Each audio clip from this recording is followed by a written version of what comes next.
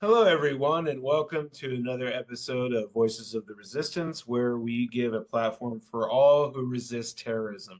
And now it doesn't even have to be radical Islamic terrorism after the Proud Boys decided to bum rush the Principles First conference. So, hey, it doesn't have to be radical Islamic terrorism. We have our own domestic grown ones here in the United States. Now it's okay.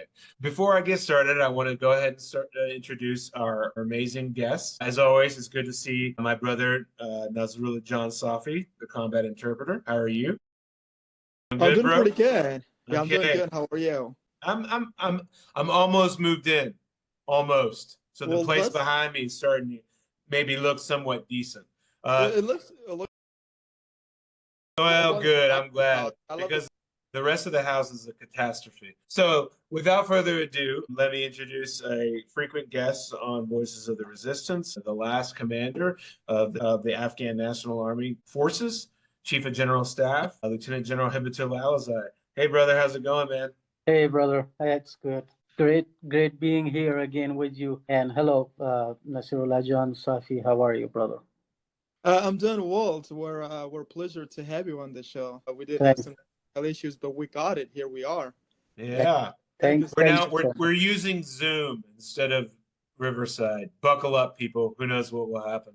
It is a And I was really excited. I got to hang out with General Alizai a few days ago. We were able to kind of tour Arlington National Cemetery, the Vietnam War Memorial, and some other things. And General Alizai, while we were talking, you mentioned that this was that coming up was the Afghan Armed Forces Day. General, if you could kind of maybe inform my readers of what the Afghan Soldier Day is and what it represents, and maybe what it still represents for Afghan security forces members living behind enemy lines or scattered throughout the world.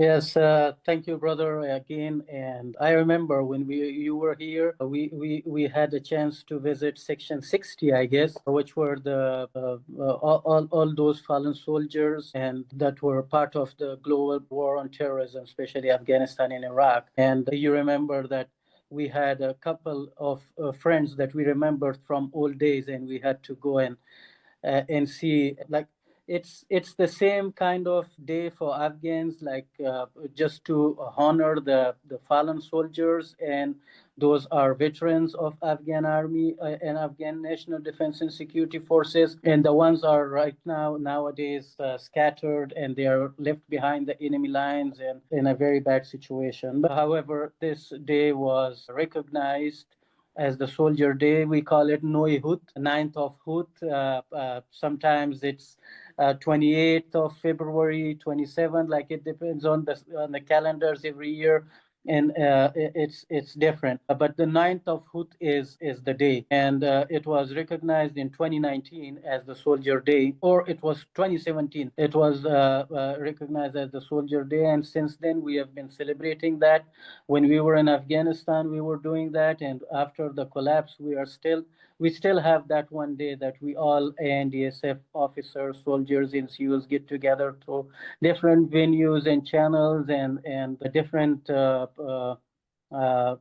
public media channels to just uh, show that what we have done and for the country and for the even global security at that time, and how our soldiers and our officers and NCOs are doing right now as being away from their country, some of us and some of us that are left behind. So it's just all about honoring all those soldiers that were in the front line of GWAT for 20 Mm. years. Yeah. I remember during my many deployments, like seeing Armed Forces Day for the Afghan National Army. Could you maybe, is it just basically if, back before the fall, what would the commemoration be like?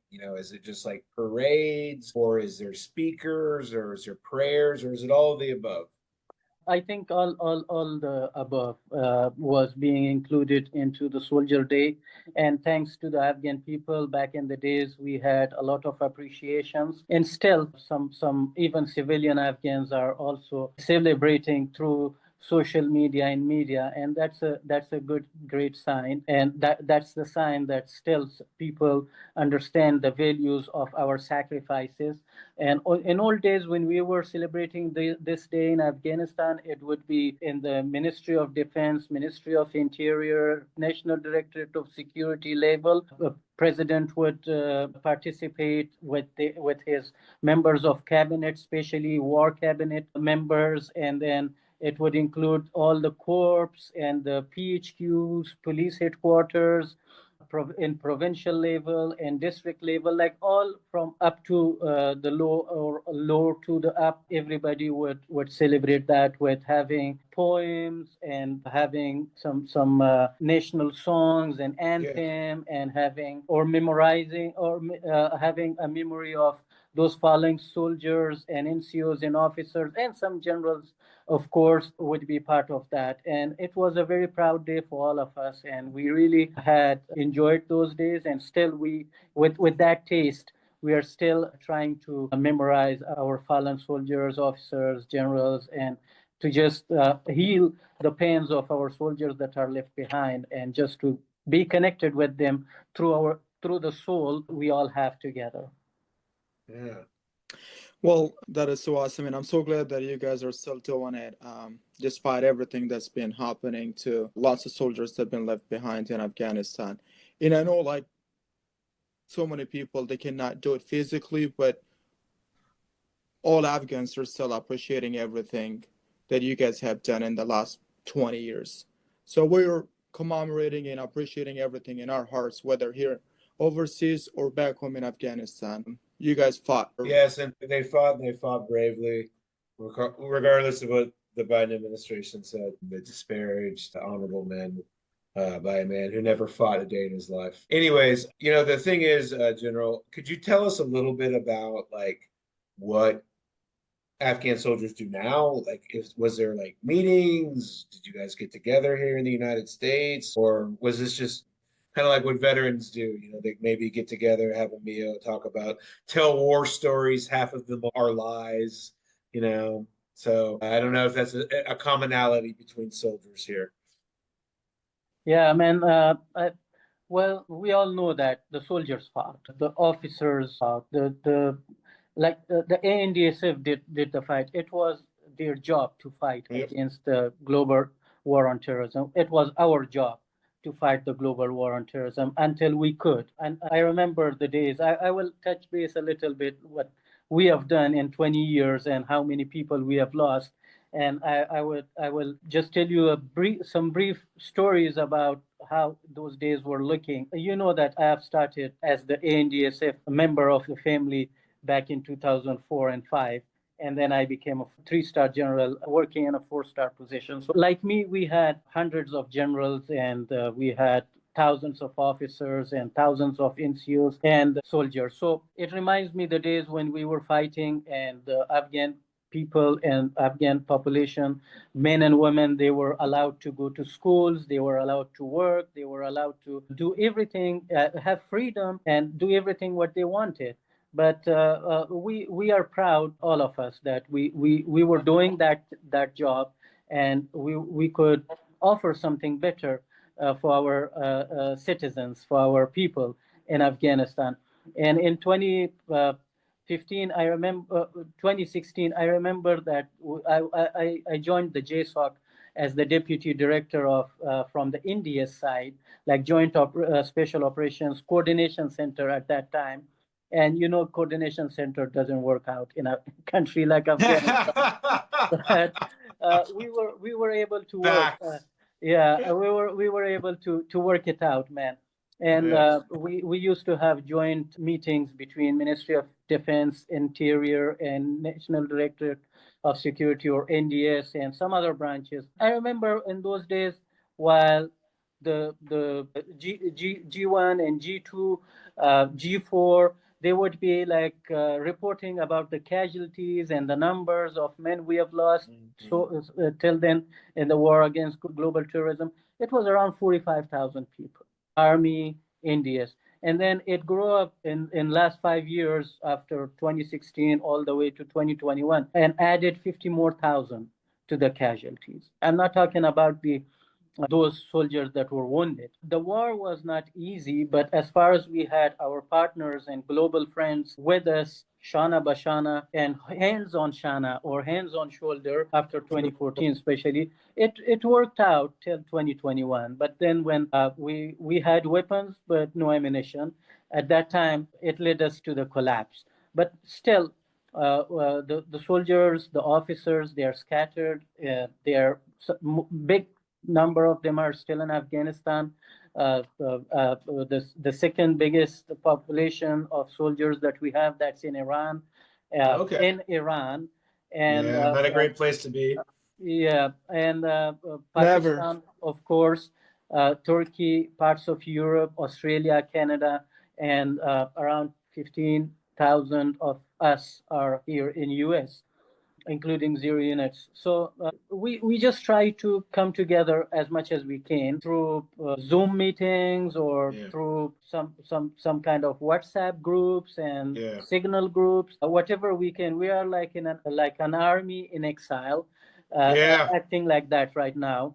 And that's the position of us. The best day for us to get together is the 9th of Hut, and we get together in that day. So that's the current situation, that the soldiers are that are left behind in Afghanistan, that they are in a high threat of being recruited by non-state actors or bad state actors, we can say. And me and my team and everybody that has been working with me and helping me out, we're just trying to keep them safe, trying to get them jobs, get them assignments, try to evacuate them from Afghanistan and Iran and all those places that we don't want them to be there. And there are multiple reasons why we don't want them to be there, from security issues to financial issues. And then these soldiers are very experienced. In 20 years, I can claim that, especially our SOF and commandos, they were like the world's most best, among the best soldiers, and their experience is lacked in most of the countries. Like, that's the only reason people may use their current situation to recruit them and use them against our own interest or our partners and allies interest. So that's why I'm trying to keep them away from being recruited by bad guys and try to help them out. But as far as now the evacuation process is stopped, we are just trying to figure out the other ways to get them to safety and put them in work. Yeah, I mean, my question, that's great that you still get in touch with those soldiers back home. And also mentioned there are lots of soldiers in Iran and Pakistan, and the non-state actors, they're trying to use them for their own advantages. Is there any program that you guys have that can provide some sort of like financial support for the soldiers? And this could be one of the reasons that the soldiers join other groups, because of poverty, because of money, because they have to provide for their families. So my question is there anything else that you guys do rather than like keep in touch with them, like any financial support or anything like non-profit here in the state? We have a few nonprofits that are helping them out, but they are helping them out in very small numbers. And we have been struggling in last 3 or almost 4 years to find a better way to, if they are going to stay in Afghanistan, how can we help them financially to be stable, not to be hunted by non-state or bad state actors. That's the biggest issue, and we have seen this in last 3 years. The Russians and the Wagner and the Iranians recruitment stuff, and we were able to disrupt that, not fully stop, but at least disrupt in a big way. And that was something we could do, but that's not enough and never been enough. And right now we are trying to raise more funds through all our soldiers that are in exile, if they are in US, if they are in UK and parts of the world. We're just trying to raise more funds and put that fund through the nonprofits that we have and send that to the soldiers. But I believe it's not enough. Even the soldiers who are in US and who are in different parts of the world, they are also with work and employment issues. So we are trying to put them in work here as well. However, we have tried in Texas and in Virginia area, in California area, to put as many as we can into work, but still it's not enough. It needs a bigger approach, a bigger team to work on this. We have three different categories of people. One category that is in US, another category that is in diaspora, including Europe, Iran, everywhere. And the third category is the most vulnerable category, that they are in Afghanistan. They have security issues, they have financial issues, they are being mistreated by the current regime in Afghanistan, and the whole nine yards. Like, just name it. What issues they don't have? They have everything, all the issues. And it's our job as their leaders and their seniors to find the safest path for them. If we could evacuate them, we did try. We did evacuate some of them, but not most of them. No, And You can't, I mean, just to slightly interrupt here. I mean, I think that, you know, it's almost 4 years since the fall, right? So we're not too far away.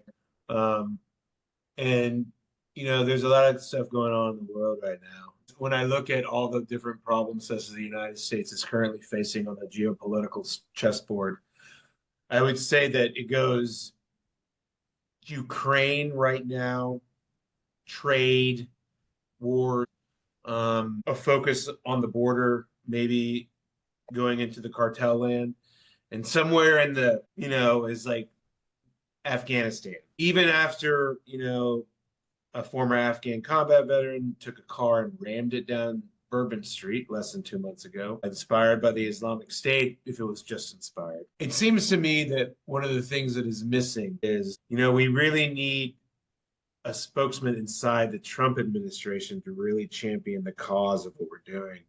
And my fear is this, General, and not to get political, but that in the focus on, changing the military and all this other stuff, that that the only way for Afghanistan to get back into the national attention is for something to go boom in the United States. And I hate that, but I don't know I don't know how else to do it. I don't know.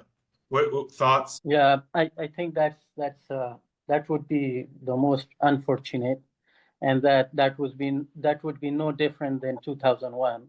Yeah. And we all can just expect that from the current situation on the ground in Afghanistan. I am seeing that is not being taken very seriously as it was expected to be. Yeah. But in the meantime, I believe part of this depends on the Afghans as well. I Sure. have been saying in the last 4 years, almost 4 years, that, hey, we cannot bring all Afghans to US and Canada. So we need to find a solution for Afghanistan to have the all the soldiers and all the people there live in peace, And for that reason, I believe there are a couple platforms that has been worked out by Afghans, and that's something that we can talk about, and walk with. So those processes are shaped right now, but they're not perfect. We all know, like Vienna conference, it's a conference right now, but how can we change this Vienna from just a conference to a pathway, to a roadmap, to a system, to a collective?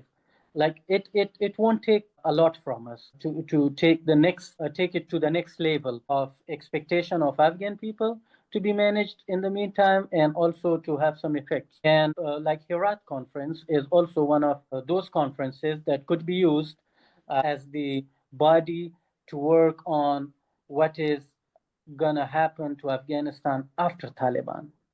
So, General, we talk a lot about roadmaps and processes for a better Afghanistan. You briefly kind of named it in your response there, talked about Vienna. For some of our listeners who are unfamiliar with the Vienna conference, which is in Austria, the various anti-Taliban resistance groups, I think it was representatives from various 90 different groups, met in mid-February for the fifth time. Representatives from all the different groups were there. Speeches were made. There was a call for international assistance, and basically, I mean, going after the Taliban regime for being an gender apartheid regime. And then what do you think, General? All those conferences, there's the fifth one. You're right, it's not perfect. But could you give me some of the tangible benefits that, you know, that these conferences have produced? Because, you know, is it just documents, or is there actual cohesion being built throughout these processes? Because it takes time. It doesn't happen overnight. Mhm. Oh, absolutely. It started in 2022, Yeah. and it had 5 different gatherings. And the Herat conference is a little bit more older. It started back in the days when we were in Afghanistan. And beside these two, we have GFA, Global Friends of Afghanistan, that is also helping, and they are taking conferences and seminars and stuff. So bringing all these together, I believe we can. Right now, we are in a situation, especially with Vienna, like these are talks, but Yeah. there is a potential to change the Vienna as the hub to form an umbrella of opposition. You know, bring all leaders together. You know, you can see that how the some very important leaders came together after a long time, and it took them a while, but still we can bring all other leaders together in Vienna, and that, I believe, that could become an umbrella as a machine and brain behind the future of Afghanistan. We can use GFA and the Herat conference to facilitate with all these jirgas that we are going to do between the Afghans. So we have to do two peace deals, or two peace or negotiation parts. One is between us, different groups. In last 4 years, dozens of groups and resistances and parties have been established.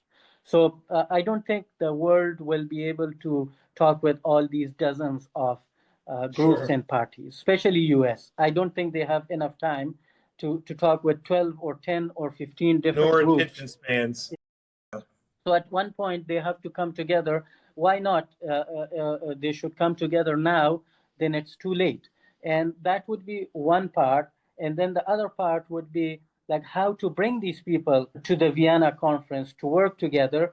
That part could be played by GFA, Global Friends of Afghanistan, and then there's Herat conference that could help GFA and Vienna with paperwork and having the constitution and the way forward after the Taliban for Afghanistan, working on the systems, working on how all these all the system would be running or could be running after the Taliban. So that kind of stuff can happen. And if you look at the concept and context of all these 3 different entities like Vienna, GFA, and the Herat conference, almost everybody is represented. They have representatives in all these 3 venues. Some in one, some of them are in another, some of them are in another. So we can bring all these 3 together, and then I believe we can have an umbrella. And there could be a potential to go for government in exile kind of concept, or something different than that. Let the Vienna and Afghans, whatever name they put on, maybe they will have problem with Vienna conference, and after everybody comes together, they change the name to something Yeah. new. So it's their job. But currently, it's Vienna conference. That's why we are saying that we should use that. Reform, we can bring reforms everywhere, even to Vienna, to GFA, to the Herat conference, just to make sure that everybody is happy, and we can all work and talk together. So I believe in that way. According to the threats from Afghanistan, I believe waiting for the threat, it would be worst case scenario, especially for Afghans. It will not be beneficial. However, U.S. will defend its soil and its people in either ways, and it will not be beneficial for Afghans at all. If some people are waiting, let something happen in U.S. or in the world first, then we will be benefited like 2001. I don't think so. So it will be a very bad situation, and no one can be able to take the responsibility. So before that, I believe Afghanistan has potential, that Afghans should come together, start negotiations, work on the process after the Taliban or the governance after the Taliban, at least try to even speak with Taliban again. If not, then Afghanistan cannot be left the way it is. God forbidden, nothing happens. But if something happens, there would be an umbrella already, and there will be an opposition, there will be a partner or allied force that will be talking to US about the future. If something doesn't happen, it would be better to go through the peace and negotiations channels and see where it goes and how Afghan people can benefit from that. But don't forget one thing. The current administration, we are seeing from one side that we have a little bit of frustration that there's no clear talks on Afghanistan, but in the meantime, we see some good hope that the Trump administration and President Trump himself is very much interested in trade and deals and stuff. And why not? Afghanistan could be a lithium partner for US compared to all other countries that you guys are trying to, and they are not willing to make deals with you. So that could be something for the future, but not at this moment. We need Afghans to get together and work together. Yep. We talk about Vienna, the fifth conference, and for our audience, it was the fifth conference, and there was some opposition groups later for NRF and the Afghanistan Freedom Front. So my question is, what role did the Afghan opposition groups play in the conference, and how did their participation shape the discussions? Because I didn't see everybody there. Like there were not a lot of people invited to Vienna conference or conference in the future. Do you think we need a political unity? We need more Afghans to come together and join those kind of conferences or meetings? I was one of the people that was invited to the conference, but due to my current immigrant status, I don't have a green card. I am not allowed to travel. I have no travel documents to go outside US, so I couldn't participate. I'm sure there were some people like me that were invited, they couldn't make it, and there were some people that were invited and they didn't make it. And that is the main reason that I said in the beginning that the conference exists, but it's not perfect. Let's make it perfect. Let's talk to the people through GFA, through the Herat conference, through our personal channels, bring them all together under one umbrella, use the platform of Vienna. Once we bring this platform and this umbrella of oppositions together, it will be a checkmate to the Taliban on the same day. And then we will decide if we are going to work, if we are going to fight, or we are going to have a peace deal. Like till that moment, we cannot say. It would be an individual based things that we say. But then we will have an opportunity to have the Afghan ulama together to give us the clarity if we were going to, or give us the permission if we were going to fight in Afghanistan, because people will be killed there. You know, it's a big responsibility, and if it turns good, it will be all of us our achievement. If it goes wrong, then it will be individually being stamped on everybody. So that's the point. I want all the politicians to come together, and we need to have ulamas to allow us to decide if we are going to waste our time with peace talk, or we have to take some other measures to just go and fight them and get rid of them. Like me as a person, me as a general or officer or a soldier, whatever you call it, I'm not afraid of fight, okay? And I'm ready. And we remember in 2021, my forces, all ANDSF, they were fighting, and we have complaints from Taliban on media and social media that I can send those reports on media that they were complaining from our operations, and they were like in a bad position when we had a surge all over the country. But they understand, we understand, the defeat was not a military defeat, it was a political defeat. Now, right now, we need to find a political solution for Afghanistan, or at least try it. At least try it. Yeah, I And then think if that it doesn't work, military yeah, is there, we are there. Our soldiers will be always ready to defend Afghan people. I think that it's going to take some time, and there's no time to really start like now. The time not to really for the United States. This is a minimal investment. It's nothing. It's like a rounding error. Just a couple $1 million a month. No, I mean, that's a lot. I mean, probably be happy with $1 million, period. But I mean, seriously, it should be $1 million or two a month. It's nothing. Instead of all that money you give to the Taliban, stop doing that, and then instead fund a government in exile. If nothing else, it would be a boon to America's intelligence community to understand the opposition does exist. And I'm sure everyone there has a lot of information about what's really going on in Afghanistan. And I hate to tell all those people who read the New York Times religiously, Sarajud Nakani is not the great moderate hope. Just want you to put that down. I know the New York Times, you love it. It's so good. But nevertheless, they suck when it comes to this. They just don't know what they're doing. And I think when we talk about the future of this, you have to find an avenue for all the different parties. And my God, there are so many different factions inside of Afghanistan. I have been studying it my whole life, and I can't keep up. So it's a difficult and complex problem set that requires patience and persistence and direct engagement between everyone. Because at the end of the day, there's more people who are anti-Taliban than there are pro-Talibs in Afghanistan. But the one power that the Taliban always had was that they were able to form cohesively in times of danger and pull their resources and survive. And a lot of, unfortunately, various different power sections inside of Afghanistan started playing independent, and they were able to divide and conquer. So, I mean, for me, General, it's important to get everybody united because once you really start fighting again, they're going to do the same playbook, right? They're going to find the one group that is kind of complaining, and they're going to go after them and try to get them into their team. This is how it works. And if you don't walk in against a very unified, I don't care what you say, Haqqani, Yaqub, the various factions, blah, blah, blah. You know what? Who they hate more than each other? Us. So look, this is a long, long war, and it starts with talks between yourself. Because you look, we all lost the war in Afghanistan. America, Afghanistan, I did, we all did. And when you lose a war, it takes a while to heal from it.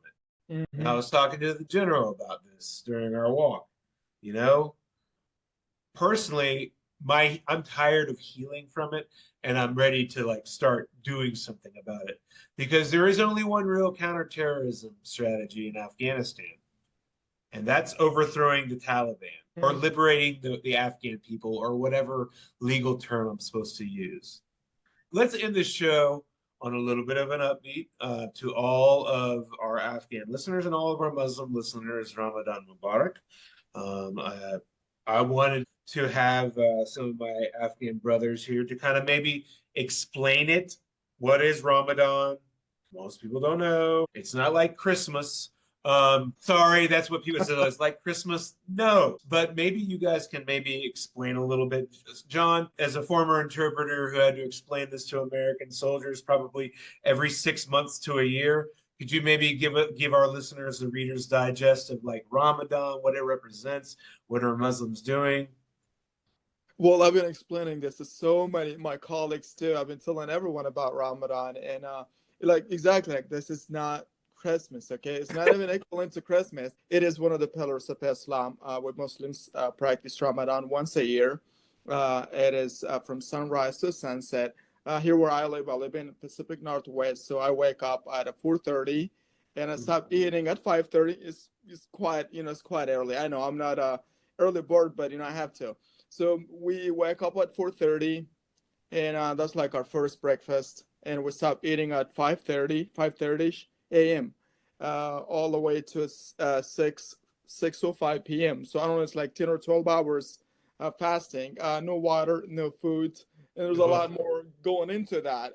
Not like no smoking for people who smokes, and there's a lot going into that. But that is a short definition of Ramadan for Muslims. Thank you for that, John. That was perfect. What is this supposed to signify? Like, what is like the fasting and the praying? Why is it like? What is this supposed to signify for Muslims for their relationship with Allah? I believe this is a test of loyalty. Okay, I like Okay, it. and And patience. I believe people, Muslims, they think that Ramadan is one of the pillars. I think it's the third pillar, and that is compulsory, that they have to have fast, as John said. And I believe that they feel good about that, and it's a test of your strength, your faith, and it tests your how can you Patience. patience. Patience. I Yeah, love it. Patience. patience. Hey. So you don't eat, you don't drink, and you are watching everybody, especially when you are living here in the West, in US, everybody eating, drinking, and you don't do it. It's the best test, I guess. I think Love it. That's a great. humans should have this test in their friendship as well. When you are fighting together and you have to stay loyal to your friendship till the end, and it needs to be something like a lesson to everybody, like the way Muslims are being and staying loyal to their Allah and to their God. I believe humans can do the same thing in different other venues together. So I personally enjoy it. I never missed it. And especially during the Ramadan, I always have a special schedule for myself for all the way from midnight to another midnight. Like it's all about praying and having faith and just enjoying the way we are. We believe that this is a cleanup month. So Yeah. whatever sins or whatever It's, we have done wrong, this is the month that to shred all and become clean again. I love it. Yeah. Well, There's so much about Ramadan. I mean, we of can have a course, different show about it. But we on the top could. of that, what General mentioned, it's about patience, and it's about learning about your neighbors who struggle food wise and Yeah. financially, and what you can have and they cannot. You feel that, because you can have food every day, and you don't even think about your neighbors who don't have it or who struggle with food. Then you can feel them too, like, hey, this is how it feels when you don't have food. And it's good for the health as well. I believe the world's most best doctors are talking about this nowadays, that staying in a fasting way for 12 hours, 15 hours, it's better for the body and for the health as well. So that's another benefit that we get. Most of the Muslims lose weight during Ramadan I time. love So it. that's the Let me thing. tell you something. I'll tell you something. We'll wrap up the show. Go ahead, brother. Go ahead, please. I mean, I mentioned like it's good for the health. A lot of benefits about Ramadan. So it looks like you're gonna try it tomorrow. We'll check tomorrow. Yeah. Someone who spent some time in Afghanistan and Iraq and uh, fighting alongside Muslim soldiers, I have learned a couple of things about Ramadan. Number one, be careful with somebody who has now decided to stop smoking all of a sudden. No, there's always that one, and you're like, are you not smoking now? They're like, yes, not on Ramadan. And that's when I would be like, he's going to be angry very soon. And it was like, ah. Two, when it's time to break the fast, get out of the way. It's like a stampede. And it's just like it's a great time, trying to make fun, but I'm not trying to make fun. I'm trying to have a little humor about it. For me, I learned a lot about Ramadan just by being with my Afghan brothers in the field and waking up with them. I told them I'm not keeping the fast, but I'll wake up early and like have chow with you. Hey, and then You gotta give afterwards it I'll a go shot. join you again. Free food, I'm going to be there for that. But like really, Ramadan is a great thing, and there's a lot of stuff that you can read about it. If you have Muslims as friends, which you should, or Afghans or whatever, just ask them about it. It's fine. People are happy to discuss the things that are important to them. There's nothing offensive with somebody asking a Muslim to explain Ramadan. I had somebody tell me this today. They were like, "Well, I just don't want to say anything. I don't want to be offensive." I'm like, "Why would that be offensive? Have I missed something in my life? I don't know." Well, anyways, people, I've been rambling on for a while, and I want to say thank you very much to General Alizai for yet again coming on the show, discussing Soldiers Day, the Vienna Conference, and Ramadan. General, on behalf of both me and John, we hope you have a wonderful week ahead. And you and your men behind enemy lines and scattered throughout the diaspora, we wish them a Ramadan Mubarak. You and your families are always in our prayers. General, you have any last words? Thank you, brother. Thank you. And I believe that we are in the best opportunity window, all Afghans, to just be prepped for any kind of situations and conditions. And I believe U.S. and especially the current administration also recognizes this, that Afghans should come together, and Taliban are not the future of Afghanistan. So that's the thing that we all should consider and think about the Afghan people and the world and American people as well. Well said. John, you got anything else? Well, thank you, guys. Thank you, General, for being in the show with us. I learned a lot. I mean, personally, and something. I mean, I already knew, but something really stood out to me. I'm just gonna recap it real quick for folks who thinks that the Afghan soldiers did not fight in the last 20 years. General made it clear that we had 40 something thousands KIA and over like 80,000 wounded in action. So that's the questions for folks who thinks the Afghan soldiers did not fight, and it was. It's a wonderful show with General, and we'll love to hit again. And if needed, let's see how we fight again.